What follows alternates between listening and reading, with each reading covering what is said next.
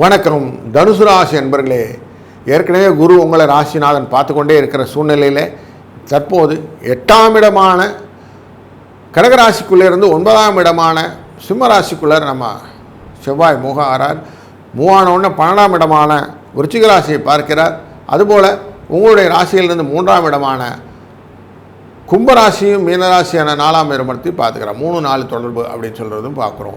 அப்போ 12ஆம் இடத்தையும் பார்க்கிறார், 3ஆம் இடத்தையும் பார்க்கிறார், 4ஆம் இடத்தையும் பார்க்கிறார். எங்கே இருந்து பார்க்குறாருன்னா 9ஆம் இடத்துலையும் பார்ப்பார். அப்போது உங்களுக்கான பண வரவுகளை அப்படியே அழகாக கோப்பு பண்ணி கொடுக்குறார் அப்படிங்கிறதும் ஃபேக்ட் புரியுது.